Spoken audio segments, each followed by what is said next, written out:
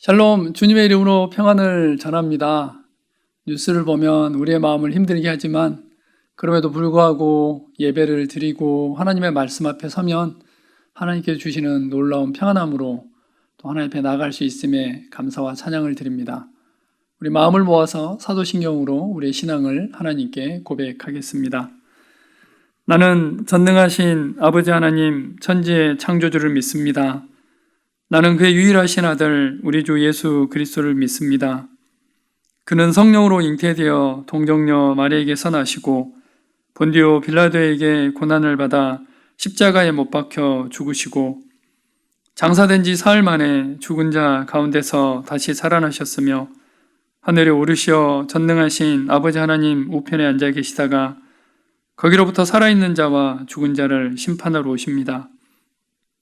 나는 성령을 믿으며 거룩한 공교회와 성도의 교제와 죄를 용서받는 것과 몸의 부활과 영생을 믿습니다. 아멘. 함께 찬양하시겠습니다. 함께 찬양할 곡은 찬송가 579장입니다. 찬송 579장 어머니의 넓은 사랑 함께 찬양하시겠습니다.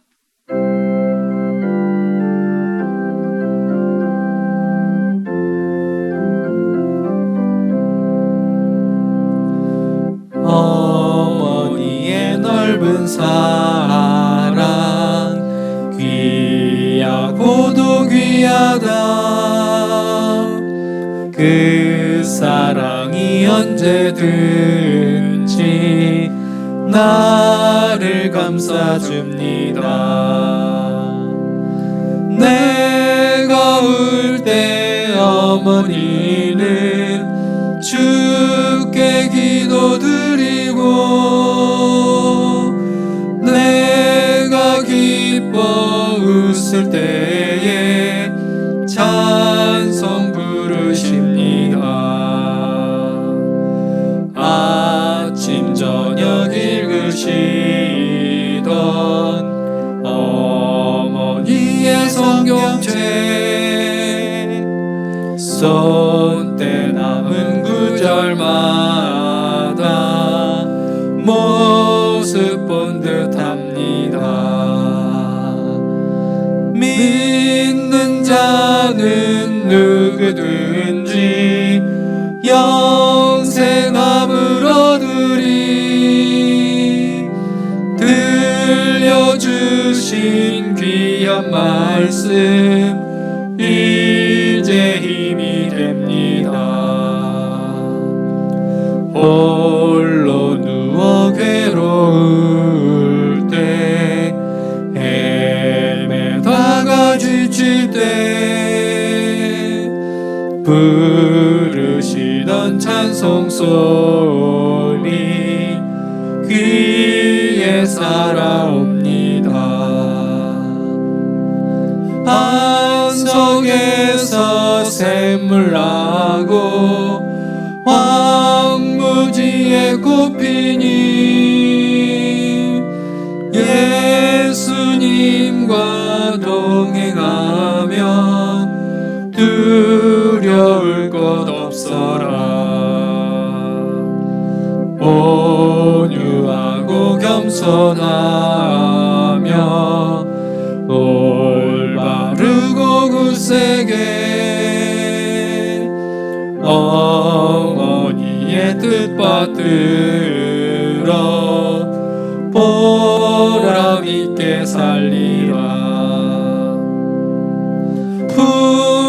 풍파많은 세상에서 선한 싸움 싸우다 생명신에 흐르는 곳 길이 함께 살리라. 아멘. 하나님 말씀 함께 보겠습니다. 오늘 함께 나눌 하나님의 말씀은 다니엘서 1장입니다.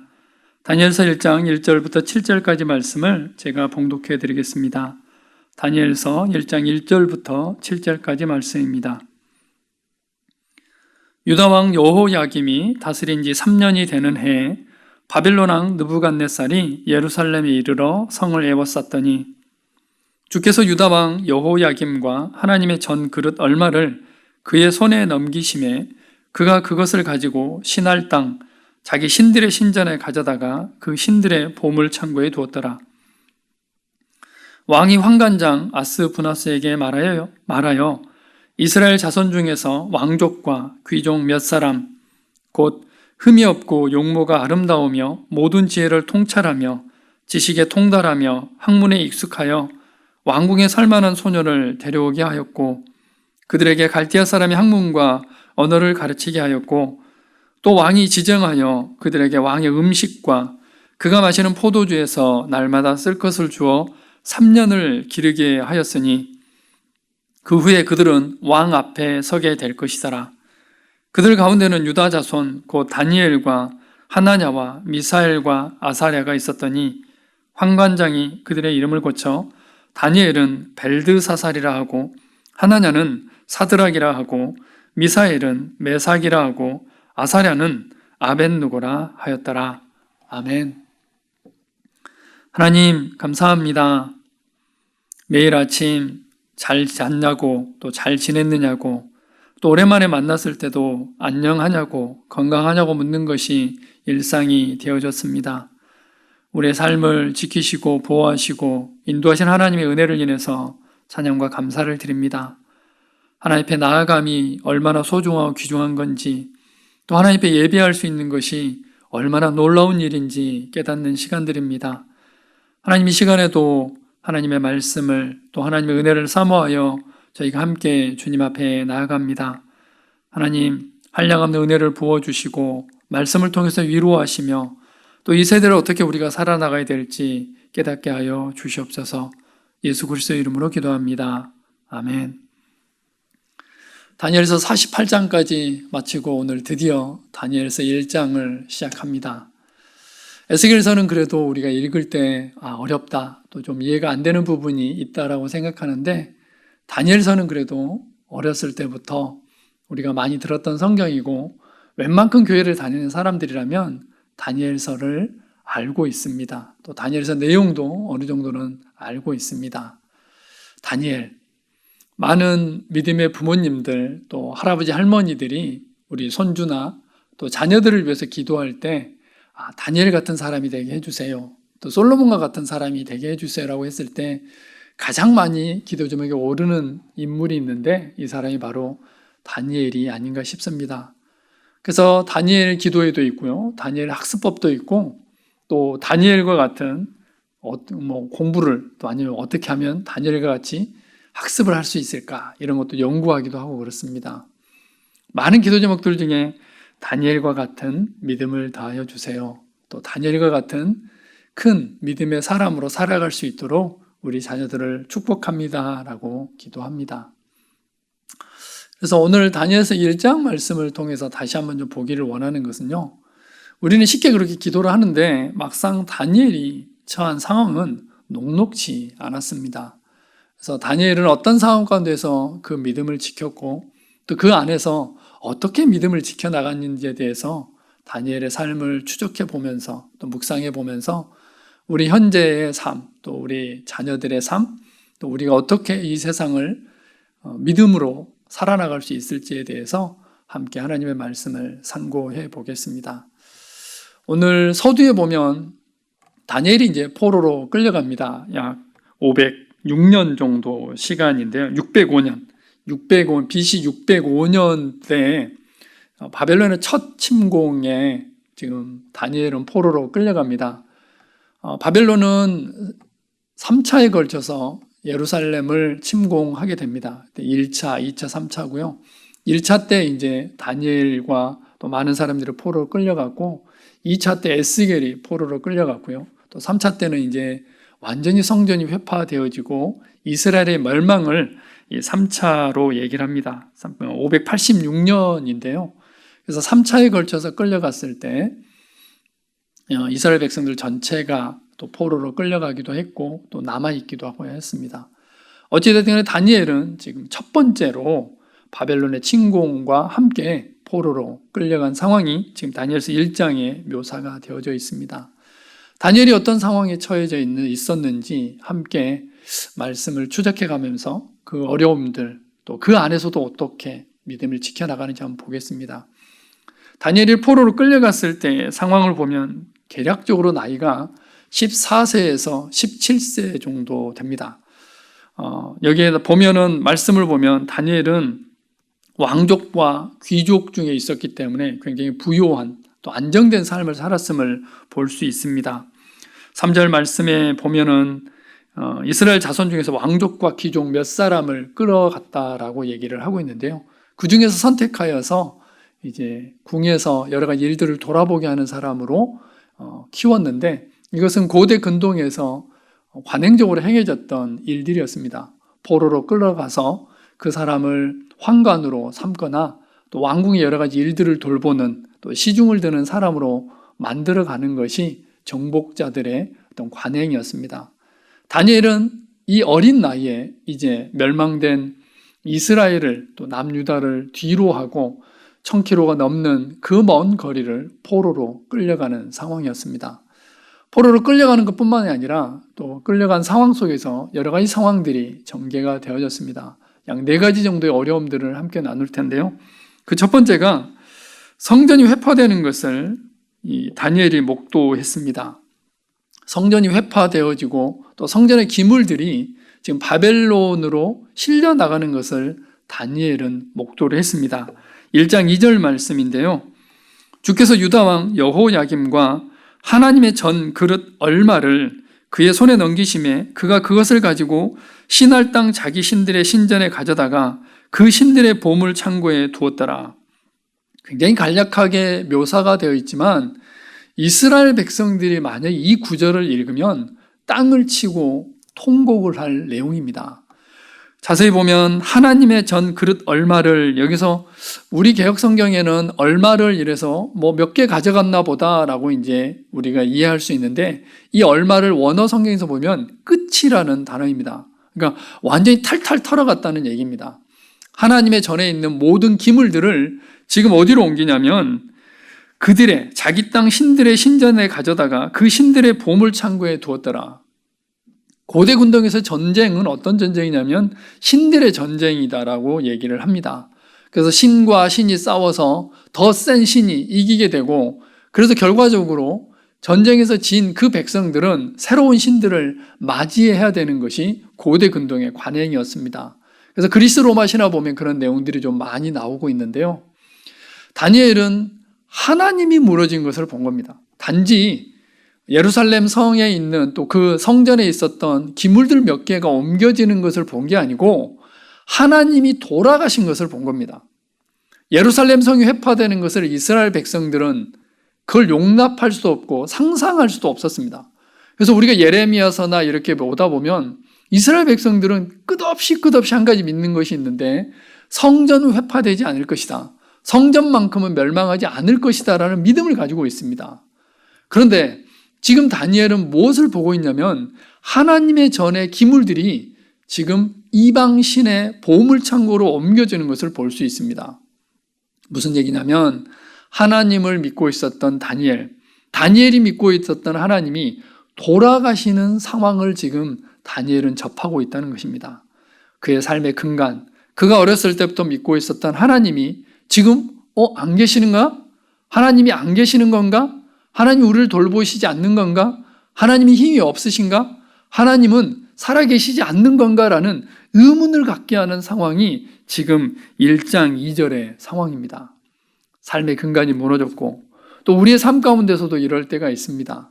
하나님이 분명히 살아계시는데 하나님이 침묵하고 계실 때, 하나님이 살아계시지 않은 것 같이 느껴질 때, 또 우리가 아무리 도움을 외쳐도 하나님이 도와주시지 않을 때 우리는 한탄을 하게 됩니다. 다니엘이 처한 첫 번째 위협은 바로 이런 위협이었습니다. 하나님이 살아계시지 않는 것 같이 느껴지는 것, 또 하나님이 분명히 계시는데 계시지 않는 것 같이 느껴지는 것, 삶의 근간이 무너진 상황이 바로 다니엘이 처한 첫 번째 상황이었습니다.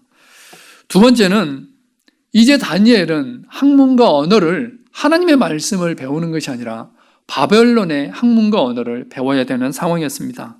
1장 4절입니다. 곧 흠이 없고 용모가 아름다우며 모든 지혜를 통찰하며 지식에 통달하며 학문에 익숙하여 왕궁에 살만한 소년을 데려오게 하였고 그들에게 갈대아 사람의 학문과 언어를 가르치게 하였고. 우리나라 역사에도 이런 일들이 있었습니다. 바로 일본이 우리나라 말과 문자를 없애게 하려고 하였고 또 창씨 개명을 하였고 언어를 없애려고 참 많은 노력을 하였습니다. 이것은 말은 그 나라의 민족얼이 담겨 있고 또 민족 정신이 담겨 있을 뿐만 아니라 특별히 이스라엘 사람들에게 히브리어는 하나님의 언어라는 사상을 가지고 있었습니다. 그렇기 때문에 이제 그가 히브리어를 못하고 바벨론의 학문과 언어를 배워야 된다는 사실은 다니엘에게 또 다른 위협이 되어지고 있습니다.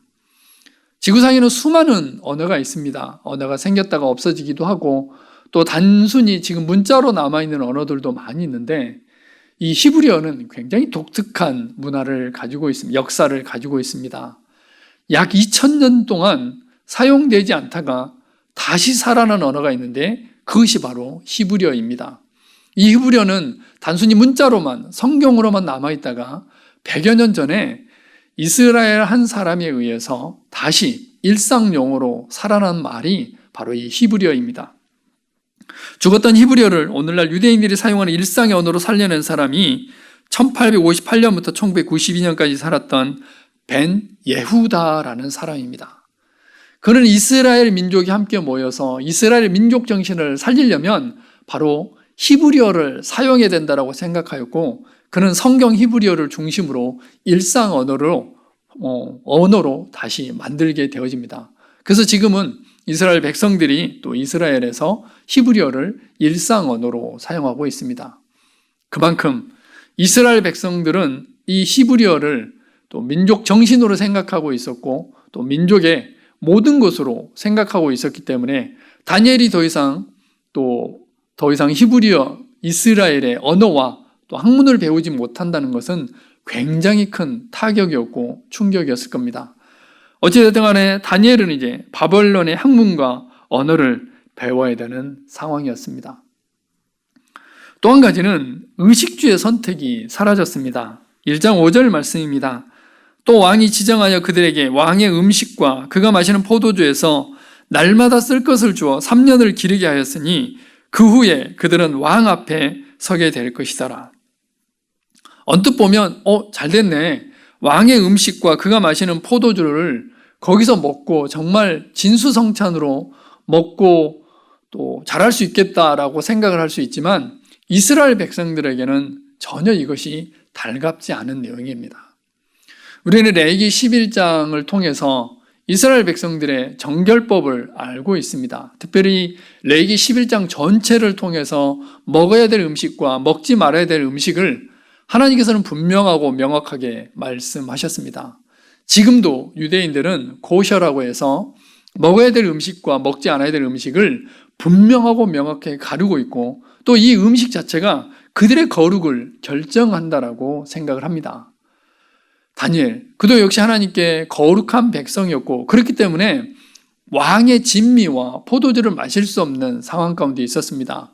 통상적으로 이 왕의 진미와 포도주는 이 고셔에 의해서 잡지 않은 동물들이었을 거라고 또 피를 제거하지 않은 동물들 그리고 우상을 숭배한 제물에서 나온 고기였을 거라고 학자들은 얘기를 합니다. 도저히 거룩한 이스라엘 백성들로서는 먹어서는 안 되는 음식이 바로 이 음식이었습니다.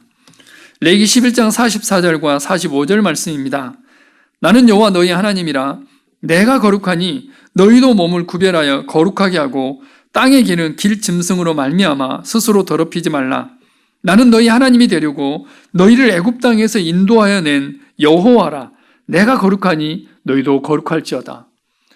레위기 11장에서 하나님께서는 정결한 음식과 부정한 음식을 쭉 말씀하신 다음에 지금 11장 44절과 45절을 말씀하고 계십니다. 너희가 먹는 것에 의해서 거룩한 사람과 거룩하지 않는 사람이 결정된다라고 지금 말씀하고 계십니다.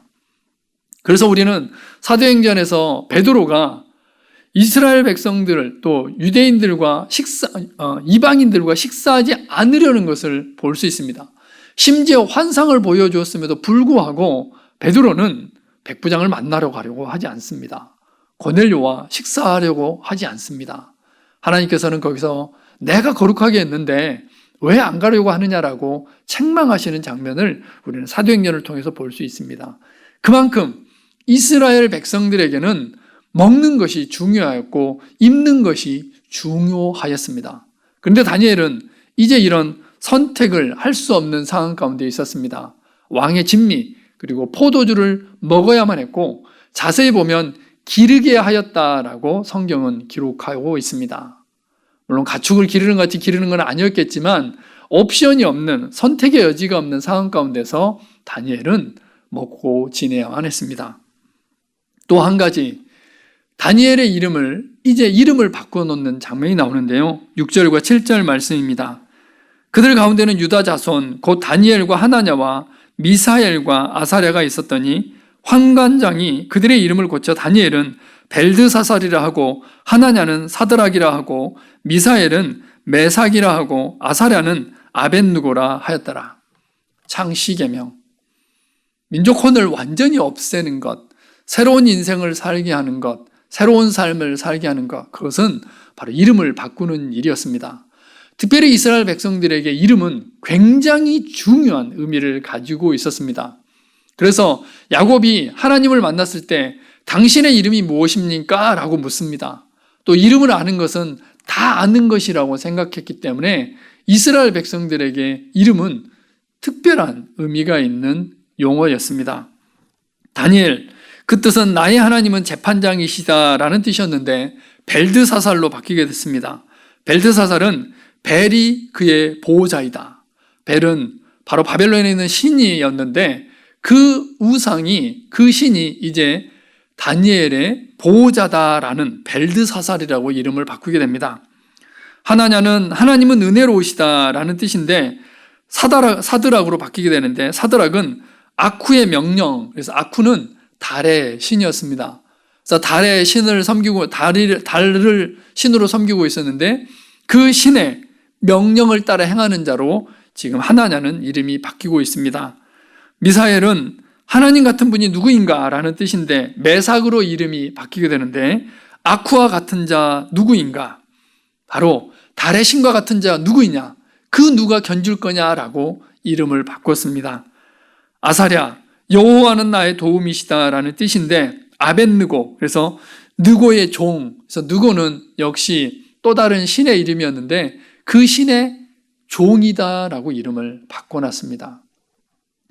바로 다니엘과 하나냐, 미사엘, 아사랴, 그들은 히브리인들로서 유대인들로서 정체성을 가지고 있었고 하나님의 종으로서의 삶을 살아가고 있었는데 이제 이름마저도 바뀌는 그런 상황 가운데 있었습니다. 총 4가지 정도를 우리가 함께 봤습니다. 살아계신 하나님이 계시지 않은 것 같은 상황이 벌어졌습니다. 다니엘은 그것을 목도하는 상황이었습니다. 바벨론의 학문과 언어를 배움으로 인해서 그들의 히브리인으로서의 정체성과 민족성은 완전히 사라지게 됐습니다. 또한 그들의 정결법을 전혀 행할 수 없는, 선택이 없는 상황 가운데 있었고 심지어 그들의 유일한 정체성인 바로 이름까지도 바꿔놓는 상황 가운데 있었습니다. 이런 상황 속에서 만약에 우리가 이런 상황 속에 있었다면 어떤 선택을 할 수 있을까요? 또 가만히 돌이켜보면 지금 우리가 살아가고 있는 이 세대도 끊임없이 우리에게 요구하는 것이 바로 다니엘이 처해 있었던 상황과 마찬가지입니다. 하나님이 살아계시면 한번 증명해봐라.